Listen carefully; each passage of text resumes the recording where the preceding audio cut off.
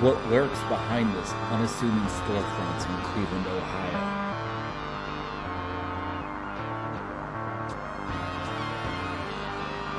It's the Buckland Museum of Witchcraft and Magic.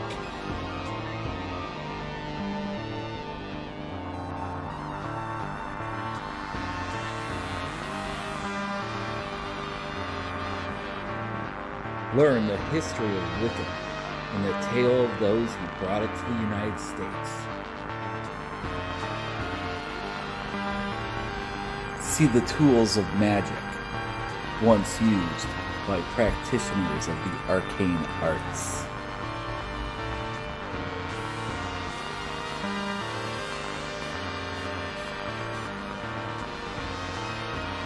It's the Buckland Museum of Witchcraft and Magic.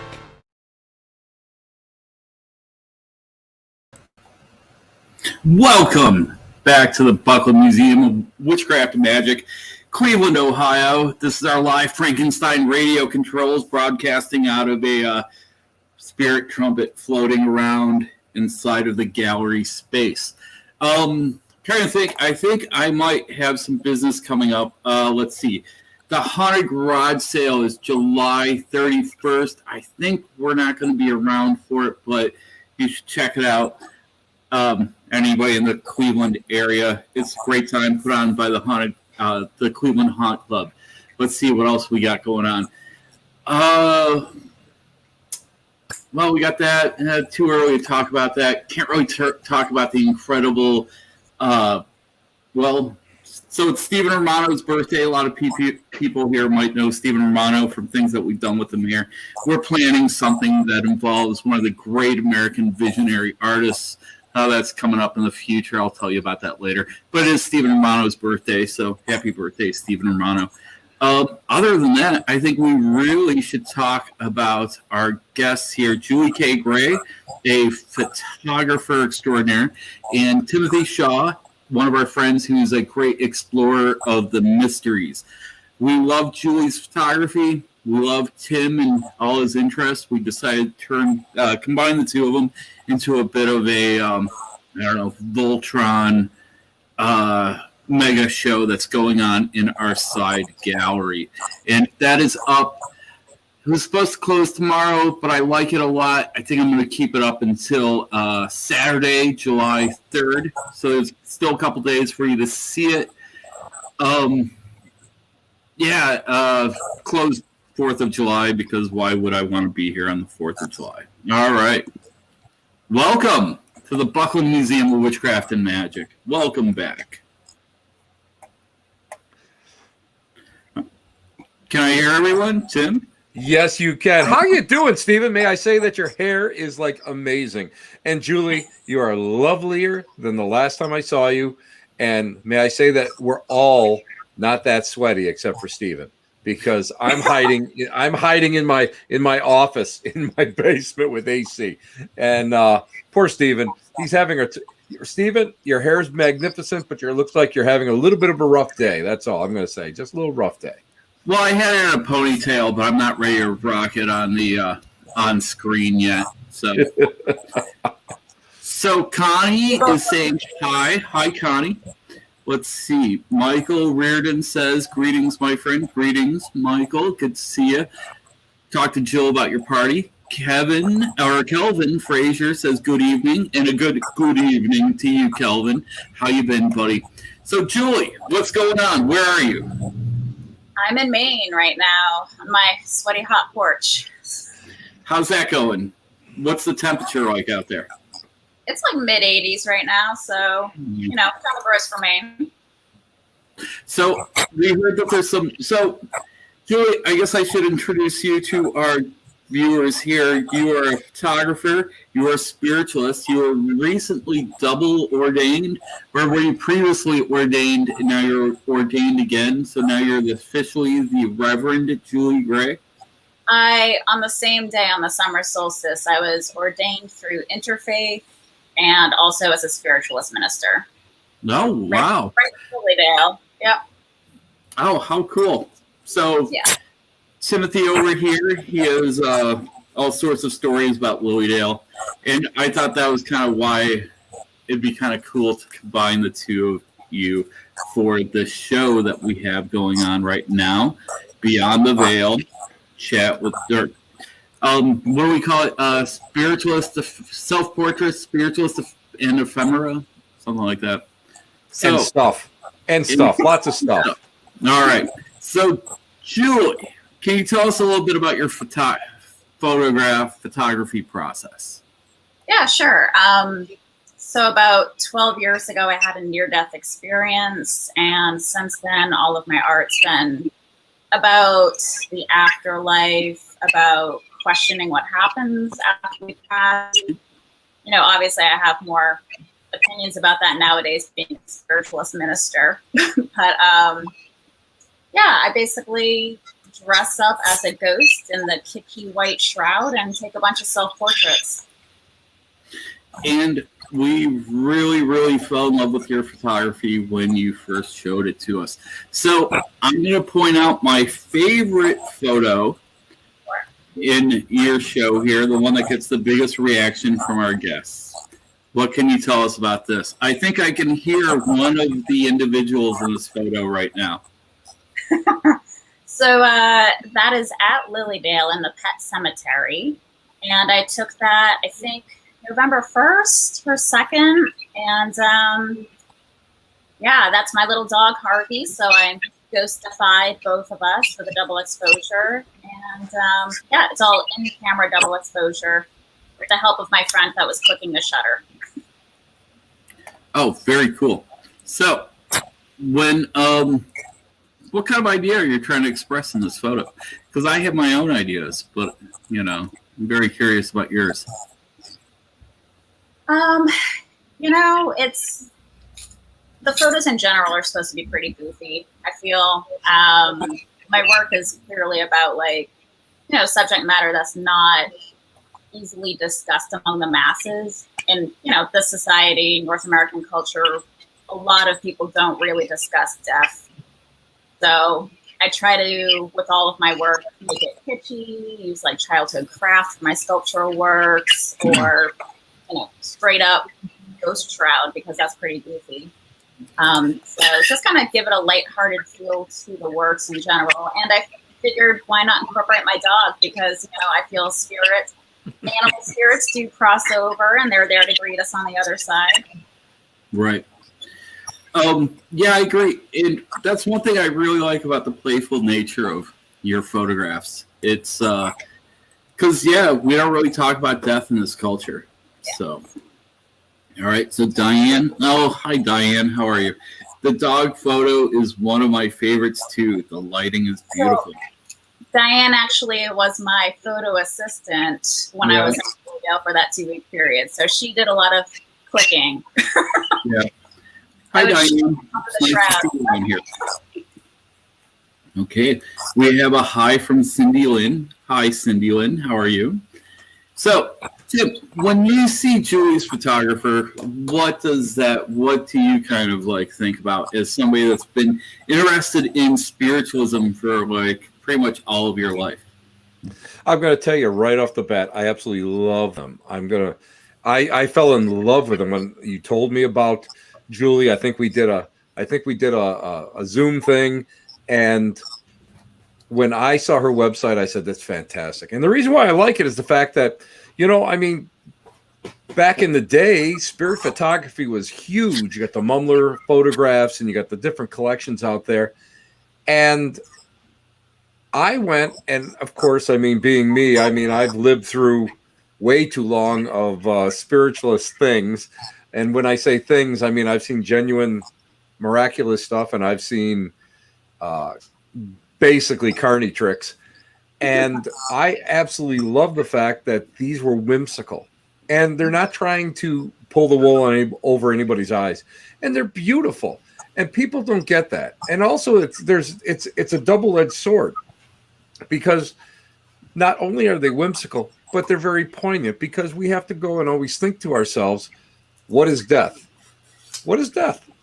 Should we go and constantly, you know, be afraid of it? Should we not talk about it? Should we constantly hide it? And I love the idea that Julie has gone and shown everyone that death is not to be feared. And I think by these beautiful photographs, I really think that this conveys that message. And a lot of people don't get that because we live in a society where everything is hidden. And when I look at Julie's photographs, I think to myself, that's great. And again, I was brought up through a rather strict spiritualist denomination, and there was no room for frivolity when I was, kind of growing up, and I was going to the Lyceum and stuff. These are great. And the one thing that I can say as a practicing medium and as an instructor is that you have to raise vibrations, and the best way to raise vibrations is through whimsical work. And when you work like that, it's like all of a sudden everybody like sees it and they get happy. And that's what you want. And boy, I'll tell you what, the reactions of people when I was at the museum the last time that saw her work, they loved it. I mean, you could just feel in that room, people that entered it and would look and go, wow, this is great stuff. And everybody was happy. And when they left, everybody was happy. So Julie, you get a double thumbs up for that work. But really, not to be gross, but I always tell my students, you got to take the duct tape off your ass. You can't be so. Oh no, and the reason for it is because a lot of my students were church trained, yeah. And church training is a whole different idea. It's a whole different animal from being philosophical and actually getting out there and pressing the flesh with people. And when I do galleries and when I'm working, I want people to laugh. I want people to enjoy it. So when I see your photographs, I enjoy it and people enjoy it. And that's what you want. You want to raise those vibrations up because as well as I do, spirits like this, you got a choice, kid. You can be dour, you can be whatever, or you can be happy in this life. I choose to be happy. And that's what those photographs show me. That it's just joyful happiness, and it's almost childlike sometimes, and it takes all that fear out of it. And all of a sudden now the 1972 movie The Exorcist is like way in the back of my mind, and your stuff is up front. That's what I love about it. So there's a show going on another wall here in the museum right now. It is work by an artist named Jesse Bransford, and he was here when we were setting up your all show. Mm-hmm. And I thought it was really cool. This is his book of staves, which is Icelandic sigil magic, kind of. But notice this one right here. Okay. All right. What's that look like? It looks very familiar to your work there, doesn't it, Julie? It sure does. What's it called here? Ghost stave. Right. Yep. So this is a traditional Icelandic magical image from probably like the 1400s, 1500s. And so, and is that is that one of the models there? Oh, sorry, the sound cut out for a second. Oh, I was just making a joke about the dog barking. Oh. All right. So, Julie, it sounds like there's a Lego.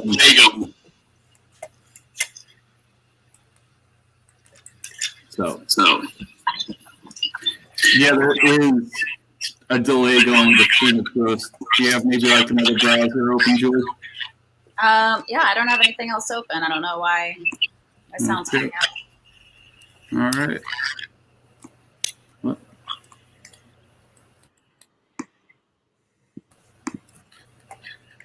Okay, I can hear you now. All right. Oh, all good here. Oh, Technical difficulties. So I want to talk about some things that Tim contributed to the show. I pulled these pieces off the wall. And Tim, what can you tell us about maybe like why you saw this as something to be included in Beyond the Veil? I love advertising. And people don't realize that like mediumship and psychic advertising has been around since the inception of it. If you look at old papers from the early 1900s, you see ad after ad after ad, healer, medium, healer. And what I love is the fact that I was able to find like older advertising, but that's a more recent piece. That came out of like, I'm not sure if that came out of a Sears catalog or not, but it shows not only advertising for mainstream, some of the mainstream games, but that one itself, that page itself has so many of the esoteric games that were available when I was a kid. And I collect esoteric games. I absolutely love them. Someday I'm going to have a Kabbalah game. There's two games I'm looking for right now, Kabbalah and Seance. And I have everything else on that page. So it's just fantastic. And I just love seeing the prices of everything, with $2, $5. I absolutely love that. So to me, it really speaks to my childhood. When I was growing up, and when I first was going into Lilydale in 1972 with my parents and visiting the relatives down there, it was all these games were available, and I had a lot of them, and I played them until like the boards fell apart. And to be able to see these things again just blows my mind, and it brings back so many great memories. So I'm going to give you a little pro tip on the Kabbalah game, the mysterious game that foretells the future.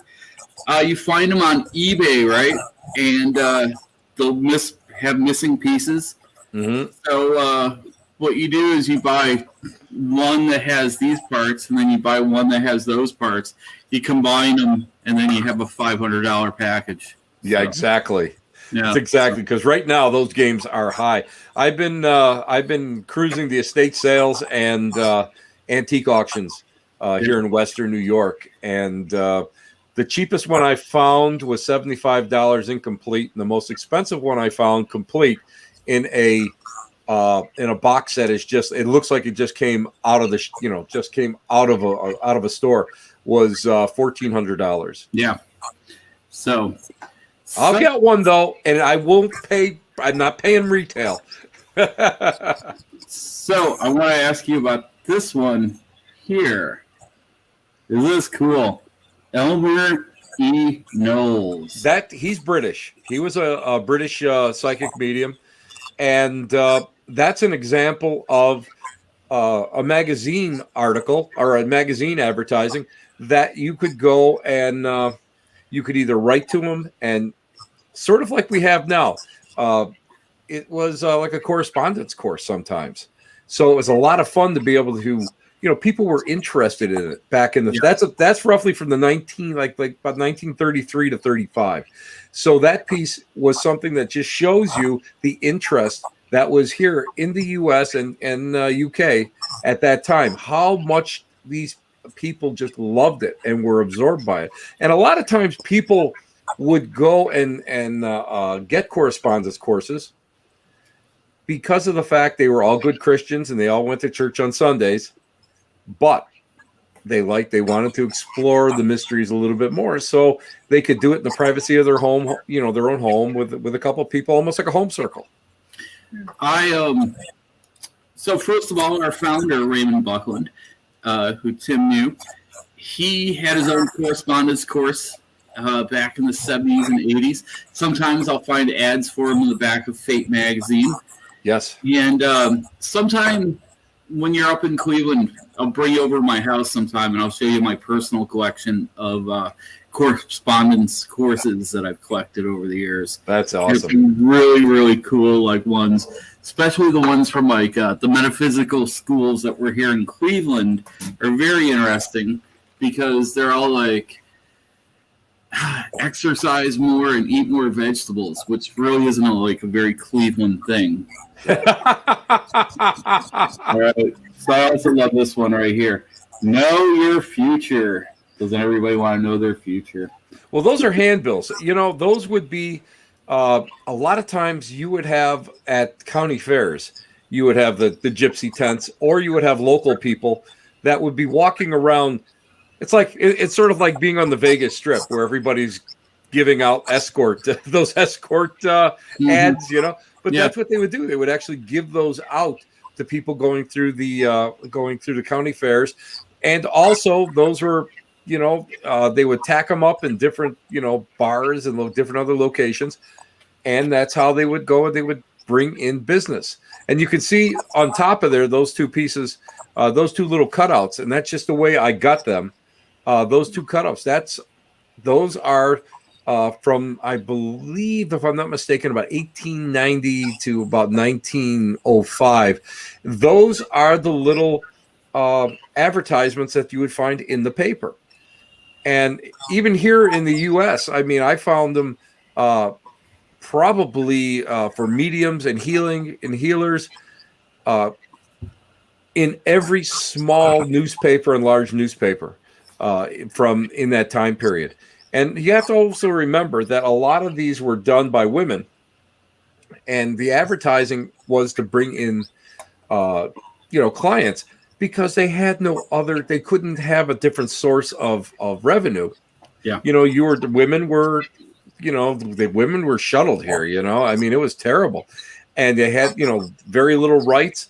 And there was only so many occupations that a woman could actually, be involved in. And when the spiritualist movement burst out, it's almost as if it was an outlet for the early suffragette movements. And it was a place that they could get together and be equal with men, and actually overpower men when it comes to the politics of the Chautauqua movement, the burned over district. When you start looking at that, when you start seeing everything going west and then just exploding across the country and going into Europe, you start seeing so many avenues for women to get voices. So along with mediumship and all the other things that they were doing within those metaphysical fields, they were also those were the early seeds of a lot of the spiritual or the suffragette movement. So I do want to ask Julie about this piece here. What is going on in this room? Where is this? What is happening here? Okay, so that is in Canterbury, New Hampshire, in the Shaker Village.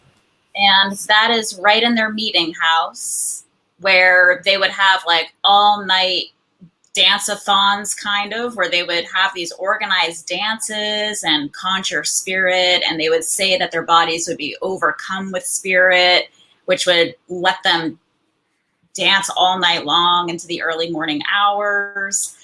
So it's a very sacred space for Shakers, and hence the name Shakers, because they would spend all night shaking as they were dancing and overcome by spirit. And that's just me lurking in the background in my shroud.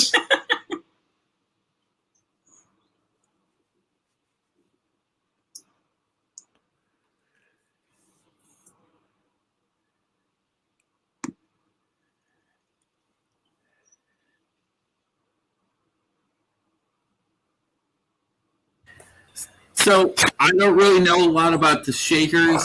I don't know a lot about the Quakers, but are they related at all? Because shake and quake sounds like something. It does sound similar, but I don't think they're actually related whatsoever. All right. So, what about this beautiful photo here, Julie?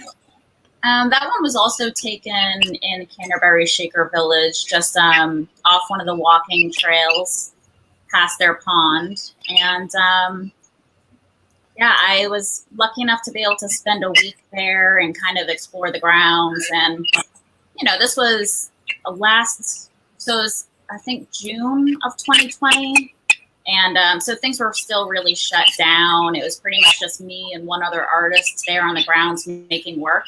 So we were lucky to have pretty much like free reign, and I had the building maintenance guy letting me into the buildings when I wanted to, and then I could creep around the grounds in my shroud and not have too many people looking on. So it was a great time to go to explore. So that was one of my absolute favorite parts about the disaster that was 2020. Was sometimes you're lucky enough to go places where nobody else would be for a while. And that reminds me, I should have made this announcement earlier. Buckland Museum, we're going to start opening up tours to 8 people instead of just 6 starting July 1st. We're going to see how it's going to go. But if at any point I don't really feel comfortable or my guests don't feel comfortable, I'm going to shut that down and bring it down to 6 real quick. So just so everybody knows that. Well, No. Stephen and Julie, I got a little side note about the Shakers. Mother Ann Lee sent emissaries of the Shaker religion to Hydesville, which was the spot where the Fox sisters. I'll just go and say, allegedly, supposedly, I believe something happened there. First were able to do intelligent two-way communication. That's why they call it modern spiritualism, because it's in the 1840s. And one of the prophecies of Mother Ann Lee was that there will come a time when spirit and the worldly wealth of the United States will meet, and that will issue in a new time. And the Shaker embassies actually witnessed the wrappings in the Hyde House, and they came back and they said, yes, this is true. And at that time, you have to remember, you had this onset of a new religion, of a new age, but also out in California, they found at Sutter's Mill, they found all this mineral wealth, gold and the silver, and that really went and really bankrolled a lot of the Industrial Revolution that was coming at that time in the U.S. So you had the fulfillment of a Shaker prophecy in that little house in Hydesville, New York. So that's what's so neat about it. And also the Shakers, they believed in absolute prophecy, except they didn't believe that everybody could do it. Like the spiritualists believe we can all do it if we try. But they went and they believed that only their leaders could get that intelligence, that two-way communication, get that prophecy going. And it's really something when you start reading about it, the early days of it, and you start seeing that a lot of the religions were actually going and saying, yeah, there's something going on there. Yes, this is intelligent. Yes, it's answering questions. Yes, it may be divine in nature. So yeah, that's pretty neat. Yeah, and I find that kind of the crossover between the Shakers and the spiritualists is really interesting, because I got this beautiful residency at the Shakers, and I didn't really know much about the Shakers at the time, so I quickly read up and discovered how perfect it was for me to go there. And I read that like a lot of spiritualists would go down to the meeting house for the meeting to witness the Shakers dancing and being overcome with spirit. And I just love that the intertwining and the respects that they have for each other. And it's really interesting. I was able to actually witness something akin to the Shakers. What happened was we were doing a seance. The church that I had been ordained through, my first ordination, we were doing a seance demonstration. And as the evening progressed, we had one woman that just jumped out of her chair and was shaking. I mean, I'm talking like I was afraid she was having an epileptic fit, except she didn't fall down. She was still up there, and her hands were in vibration, and her legs were dancing up and down. That's as close to a true Shaker experience as I've ever seen, and that was really miraculous when you see that. And that's why I believe that there is such an interconnection between the Shaker traditions and spiritualist traditions. And of course, when we think about we stretch it even further to the Quakers were some of the earliest supporters of spiritualism. And, and we know that the Quakers, for the most part, were abolitionists, and they were thinkers. And again, they many of them were for the suffrage, these women's suffrage at the time. And it's amazing how when we start tearing apart all these little tidbits that for years were so separated, they all make sense and they all interconnect, and that's what I love about it. And that's why I think that it's so important for people to really take the time to understand what's going on in the early days. Not so much now, but in the early days of the religions. So, my friend Patricia. Hi, Patricia. Says, hi, Stephen. So, hi, Patty. It was great to see you and Derek. She was, I know Patty from her son I grew up with when I was a kid, so that's great.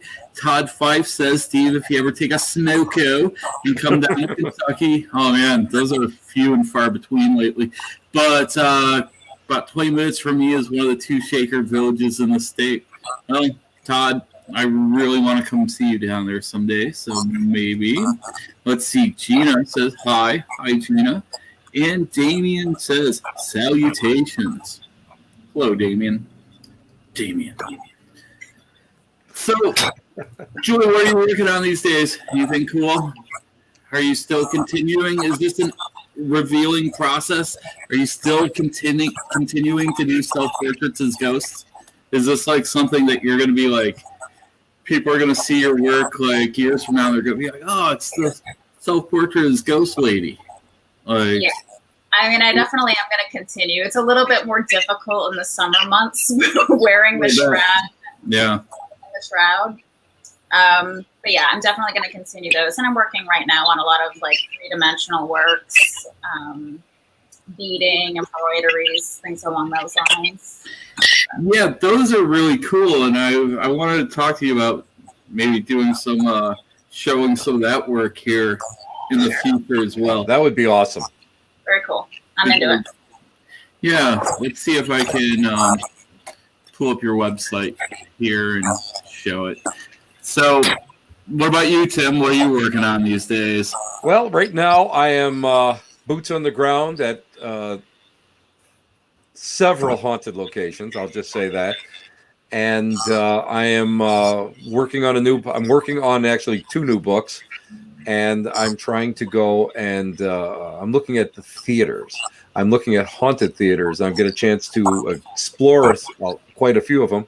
I'm also teaching classes, and believe it or not, this is a big surprise. I'm teaching seance, and I was just at the Ghostlight Theater in Tonawanda, New York, which was an old Lutheran church, or an old German church, and it's a phenomenal place. It's fantastically haunted. I saw some stuff.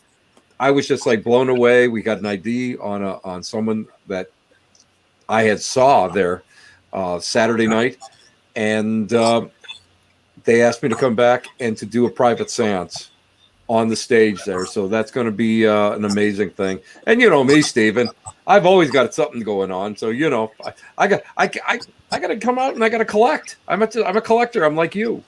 Yep. I'm surrounded by the loves of my life. Collections. So here we are visiting, let's see, Julie's website here.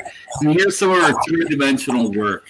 And I got to say that these skulls, I just think, are just absolutely awesome. Fabulous. Awesome. Beautiful hands. Almost like classic palmistry hands. Yep. So this is a shroud? Yep. Oh, wow. How cool. So how long does a piece like this usually take? Oh, boy. Even the smaller ones like that more simple piece right there, which is basically a needlepoint of an open book of photography of home altars. I mean, that piece probably took about 100 hours. Yeah, I can see that. Yeah, those are really cool. So,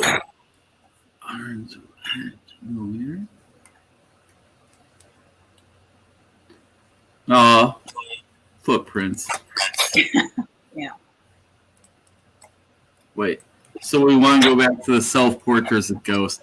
This one right here is like, I just love it so much. I've seen that bench before. Oh, yeah. Yes. In the Forest Temple. So what's the history of the Forest Temple? Yeah. Tim knows better than I. I was going to say, because the Forest Temple is just is another meeting spot where they would go and they bring spirit through during the season. It was created. I can't even. Boy, it's been there as long as I know, and it's a wonderful gathering place. It's got great energy, and they chose it because of the energy.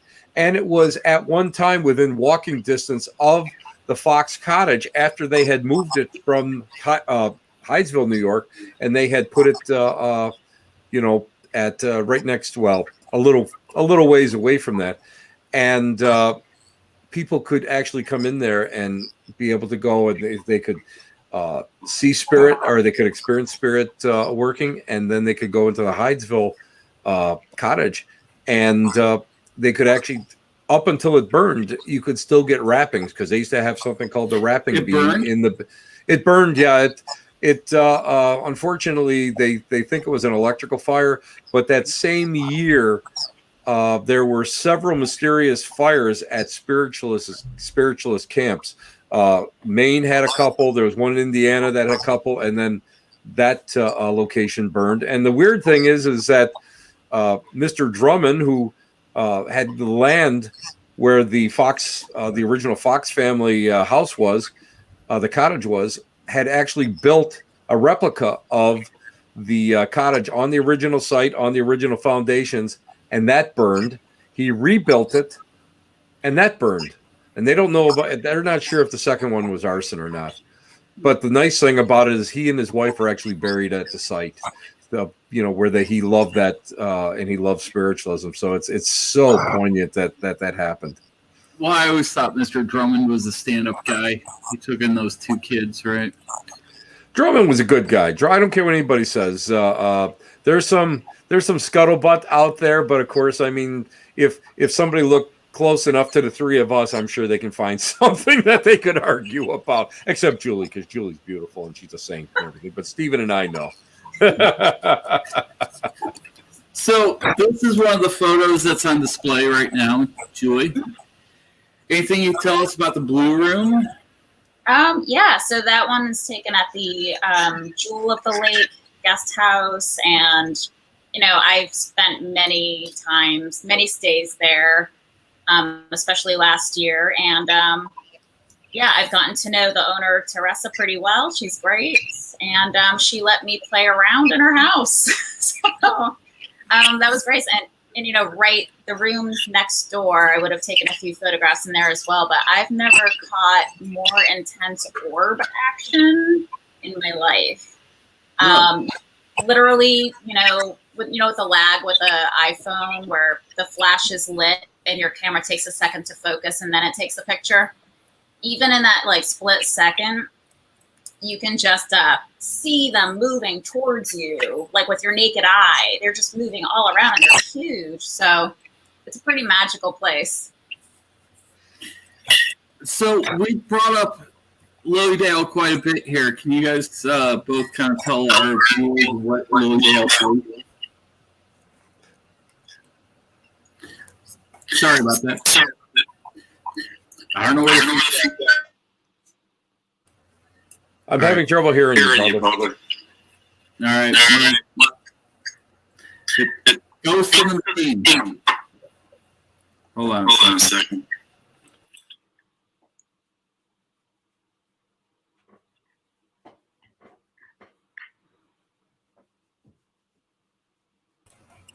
Maybe this is better? A little bit better. Okay. So I'm going to hand it off to the two of you for a minute. I'm going to try something, but can the two of you kind of explain to our guests what exactly Lilydale is, in case people don't know? I'm going to point to wait a minute. I'm going to point to Julie here, and I'm going to let Julie start it off. How's that? Well, as more of a newbie to Lilydale, I think I started going there 6 or 7 seasons ago. So my knowledge is not as extensive as Tim's, but it's a spiritualist community. It's the largest spiritualist community in the country still. And it is the, I believe, 142nd or 43rd season. I can't remember. It's up there, yeah. Yeah. And it's just beautiful. People go there. You enter the town. In order to live there, you have to be a spiritualist, or the owner of the house needs to be spiritualist.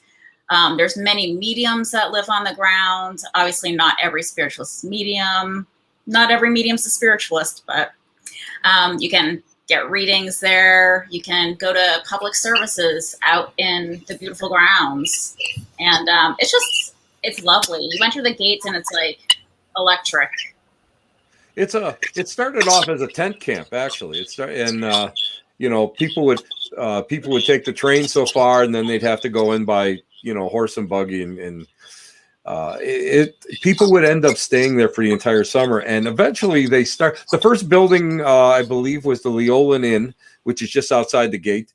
And they started to build some really beautiful mini Victorian homes that are, you know, that are all over the place. You have an octangular house in there, which was, you know, radical for its time, because it was, you know, they were built because of, you know, to let air come through, because they believed fresh air was the key to healing and well-being. But it started to really take shape probably in the 30s and 40s, where it really started to go. But you have so many of the early pioneers that went there: the Campbell brothers, the Bang sisters, Pettigrew was there. I mean, so many of them. You know, it was an amazing place. And it became so popular that the railroad line actually reached to Lilydale at one time. So it slowly became an area of a little town that was, again, we're, you know, the early 1900s. We're talking about all different types of movements. You have the Roy Crofter movement in East Aurora, which was a craft and spiritual movement. You got the Chautauqua movements, you know, which Chautauqua Institute is named after, which was the bringing forth of knowledge to all you know, levels of society.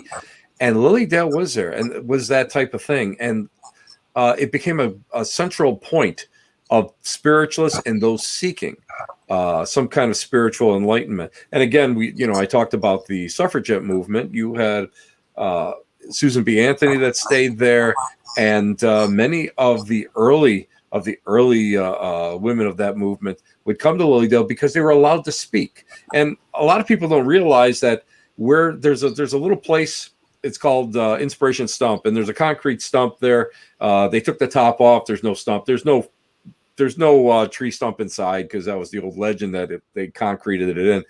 But in that area, that was where they would go and do inspirational speaking. They would go and allow spirit to go and talk about truth. They were able to go and share all the different philosophies, the Greek and Latin philosophies and European philosophies. And from that area, it just burst forth. So it became a really magical place. And it hit hard times. I'm not going to lie. It hit some hard times.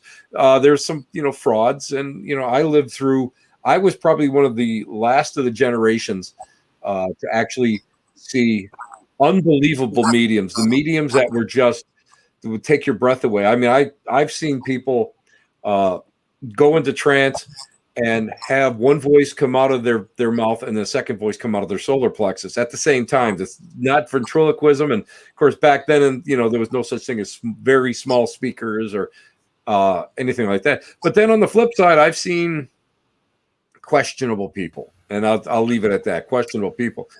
The one thing I do like about Lilydale now is they do have the registered mediums where you have to be tested. And I believe that is something that is so important when it comes to mediumship. And when you go to Lilydale, they only allow tested mediums to actually ply their talents out there for the general public, except that like the outside services where they ask, outside people like myself to go up there and serve spirit at the stump. And Satori Hawes is a good friend of ours. And Satori Hawes is actually Jason Hawes' daughter. And Jason Hawes, of course, we know was one of the main creators of Ghost Hunters and Ghost Nation now. And she and her fiance Cody are big haunted collector people, and we trade things because I'm a haunted collector guy. So we have we have some very good trades that go on. You never know what you have to understand, in our homes, you never know what comes in the mail. So hi, Satori. It's so great to see you. Thank you for being on tonight. So Satori says, calling me out like that. So is there a season at Waydale this year? Can our guests go visit? Yeah, absolutely. It's just open to business. Like, what does it start? What is it? June 28th? Was that the 28th that it was going to start? It's just opened this past Friday. Awesome. So it's open. It seems to be like it's going to be a pretty regular season. I'm excited. I am certifying with my mentor in July. With your mentor, who actually lives in the house that my relatives lived in. That is like that is synchronicity there. That is amazing. When I found that out, I thought that was the coolest thing in the world. Yeah. Small world. Yes. But you know what I like about it now is you can go in the off season, and they have some stuff that goes on in the off season, church services, healing services, that sort of thing. But now you go there and they have they have the gallery in the morning, they have a gallery at night, they have a church service, they have a daily meditation, they have stuff going on in the Mediums League, which is in the Octangular House, where you can go and you can talk to mediums and understand what it means to be a medium and what it means to be a spiritualist. There's so much going on. Then they have classes, and there are people from all over the world that come in there to conduct classes. And I'm just going to come right out and tell you, people ask me all the time why I don't teach there. And the reason is because I don't want it to be like work, because I go there and I only live an hour away, and I go there, and the minute I get through that gate and I park my car, all of a sudden it's just like the tension just flows out of my body, and the energy becomes like unbelievable, and it just feels so good. And then I get a chance to reconnect with some of my friends out there. So it's so much. And I've got great memories of, when I was a kid, when we used to go out there all the time and visit and weekends and go into Lyceum, which is a Sunday school. And so it's a great place. I love it. I personally love it. And if you're looking for peace of mind, really go out there, and, there's all sorts of guest houses that you can stay at that are absolutely, well, look at the one that you stayed at, Julie. It's absolutely gorgeous. Or you can go to the hotels or whatever, and if you live within an hour or 2 hours distance, you can just drive in and go there and just sit for the day. I mean, that's what's so great about it. There's so much to do during the day. I've been going there since I've been a kid, and I've never, ever, ever gotten bored there. And of course, Julie, I'm going to tell you something about Inspiration Stump. I was going through some photographs, and I have a photograph of me playing with my GI Joes on Inspiration Stump. So that'll give you an idea how far back I go there. So it was great. I love it. And I actually I used to bring, my fish would die at home, and I would save them until we would go there, and then I would bury them in the pet cemetery. Yeah, to be honest, I have a hamster that's been in my freezer for about 3 years now, because every the ground thaws here in Maine, I forget to bury Professor Jiggles. So unfortunately, Pet Cemetery in Lilydale is not taking in any more pets. So I'll have to find another resting place for the professor. Julie, a little one like that, we won't tell. Sneak in there when it's dark, pretend you're going to the stump to meditate, and just make a little slight left off the trail. And he's so small, all you got to do is have a little hand shovel. You're good. But take a big purse, you're good. Don't worry about hamster. I'll have my little dog Harvey dig a little hole. There you go. Nobody has to know. The other thing that's neat, I will say, I don't know, Julie, if you know this, but what's neat about where the stump is it's like an old growth forest. Oh, yeah. And it's called the Leolin Woods. Do you know how many mediums their ashes have been spreading there over the years?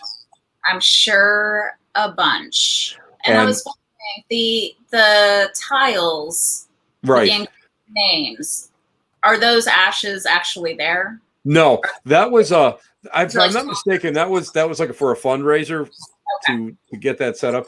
But I remember walking through the woods, going out towards the Leolin Hotel, which is that little side jog off to the right, and I looked over and I'm going, what's all that like fuzzy dust over there, And I'm looking, and my mom worked in a cemetery. She was an office manager, so I know what cremains look like. I looked over there and went, oh, I just said, well, somebody's wishes were fulfilled. And as a matter of fact, when my time comes, I want to be cremated, and I want to have just a little tiny vial of my ashes thrown in the lily dell, because it has meant so much to me over the years. That makes sense. Have yours thrown in there too. We can have a party. I'll meet you there. You got it. Stephen can bring beer. We're good.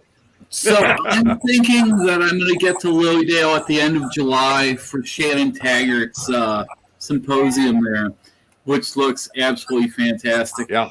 I have a couple friends that are going to be speaking, which I'm very thrilled about. And I really want to see Shannon Taggart's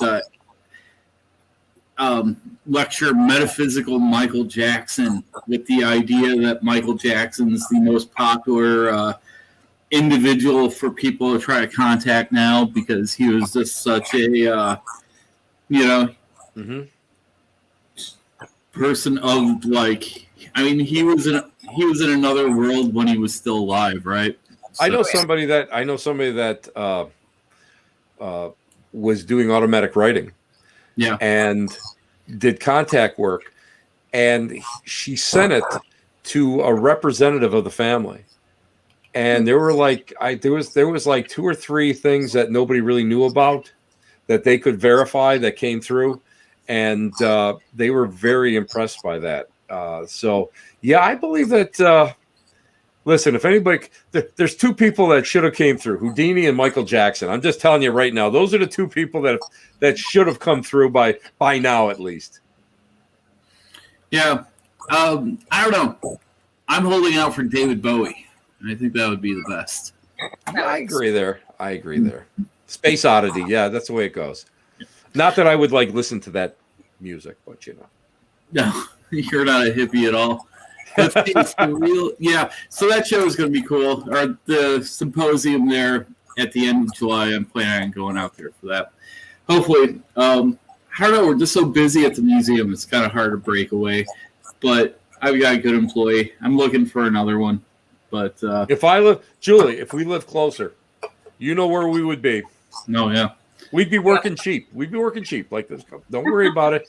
She'd be sneaking her camera in, taking pictures, and I would be like in the middle of the pentagram doing something or other. So yeah. So I always like it when Tim comes here, because he knows the stuff. He knows what he's talking about, and I can just pull a guest to the side and be like, well, you want to talk to somebody, talk to Tim. And here is Tim speaking with a pretty well-known actress, Brink Stevens, who came through to see us a few weeks ago. And here's Tim telling Brink all about the show Beyond the Veil, which is been extended for a few days until July 3rd. So that was pretty exciting. If you don't know who Brink Stevens is, look her up. She's pretty fantastic. And one of the fun things about her is see the poster that she's pointing at there.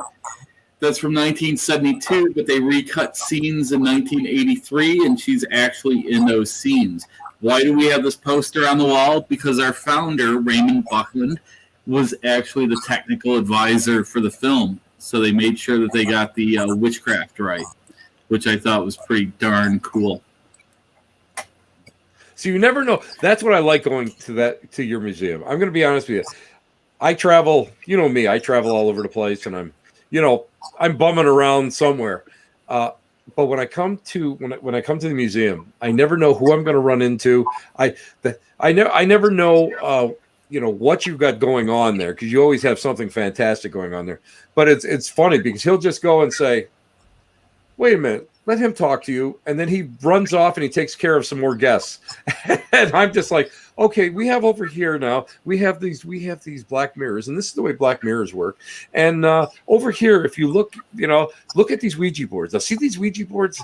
Let me tell you a little about William Fold, and let me tell you about Raymond Buckland's philosophy of Ouija boards and all that. Yep. I love it. I actually love doing it. It's so much fun. So he puts up, Julie, he puts up a lot with me when I come in, when I roll into town. It's always very appreciated. Yeah. So I think I should just once again mention that we have an incredible show going on for the next few days, Beyond the Veil. And it's photos by Julie K. Gray. Self-portrait is Ghost, as well as Spiritualist Ephemera is collected by Reverend Timothy Shaw. The two reverends here. I only use that for weddings and funerals. That's all. The only time I use the title. I did a wedding in the museum last summer. It was pretty great. Oh, awesome! I want to do it again. I was going to publish, do some publicity, right? Like, hey, you could get your wedding here, but I don't know. I actually had like 3 booked last year, and then I could only do 1. So, I didn't want to get you know what? If I was to do it again, now I'm married 39 years. Well, if you guys want to renew your vows, I would do it there. Cool. At 20, we did it at the Graceland Chapel in Vegas with Fat Elvis. So what better way to really, for maybe our 40th, we'll come in and we'll have it done there. I think that would be fun. I did get married at the Graceland Chapel with Fat Elvis there.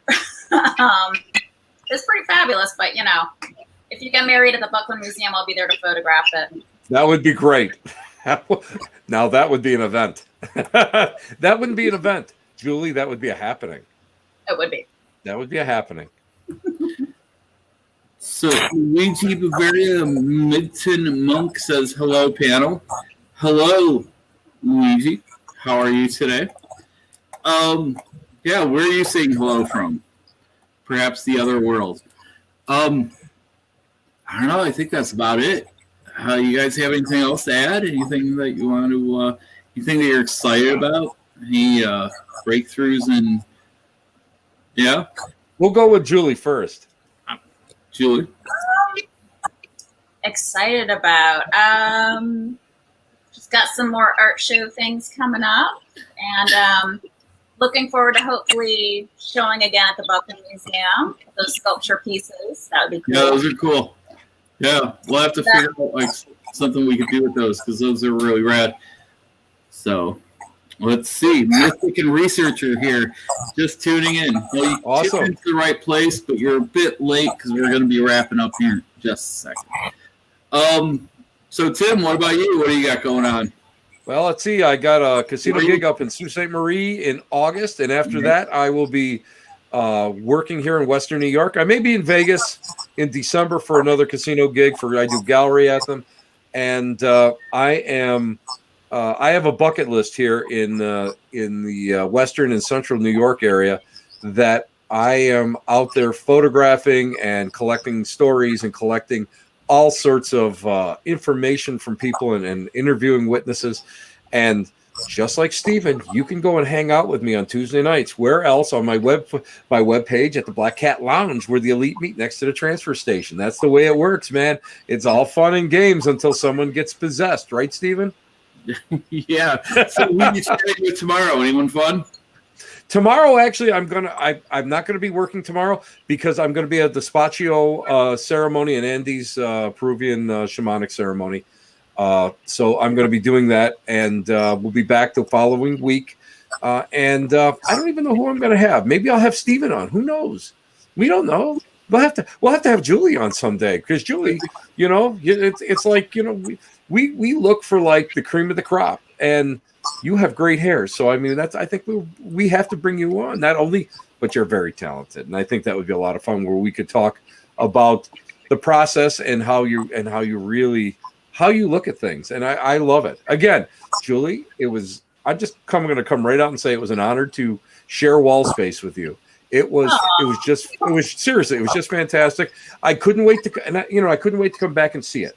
And I made, like I say, my wife and I took a little detour, and it was on our wedding anniversary on top of it.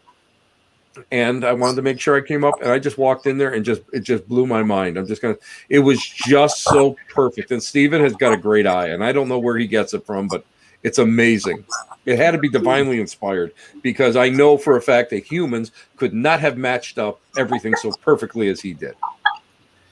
I don't know. I just start from here and then hope it all fits. So it was great.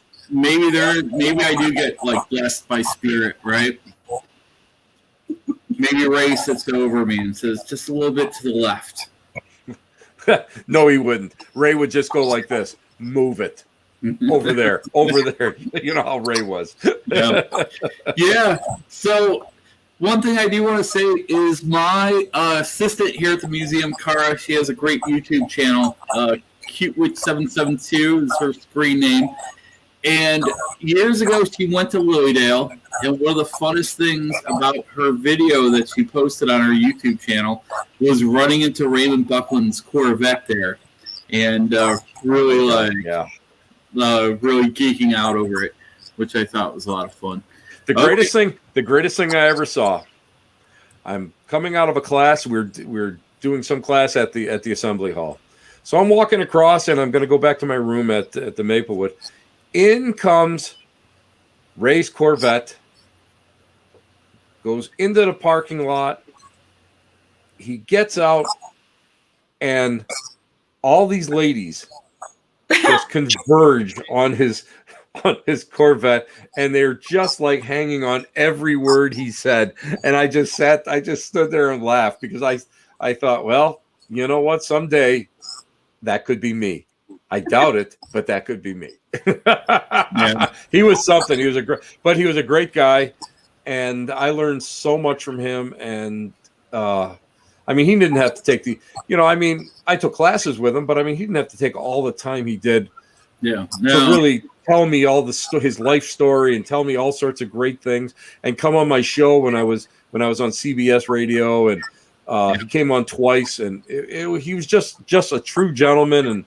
And I'm going to tell you what, I've never met anybody that had that type of intellect. I knew one exorcist that was close, but I've never heard on any subject, whether it was metaphysical or welding of a frame on a car. He was a true Renaissance man. And if I could emulate one person, it's him. It really is, because he just could do so much. Yeah. Yeah. He had a lot of knowledge about a lot of things, where, I got a little bit of knowledge about a little bit of things, So. But I just wish I could have gotten his gypsy wagon and parked it in my backyard, because that's where I would be sleeping all summer long. Yeah. That would be perfect. Yeah. All right. Well, I think it's probably time to wrap this up. So let me go to solo layout here and say, all right, once again, thank you very much for tuning in, listening to me talk with my friends about the metaphysical and the strange and the weird. That would be weird, WYRD. I want to point out that the Buckland Museum is, we have zero funding from the world.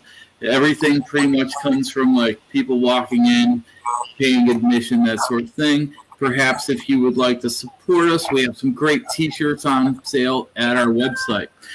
So the Baphomet t-shirt, this is a new design. It's only up for a couple days. I think I've sold out of the extra larges. And we're just going to do one run, and then we have another design coming. So these are very limited. But anyway, thank you for tuning in. Thank you for being here with me.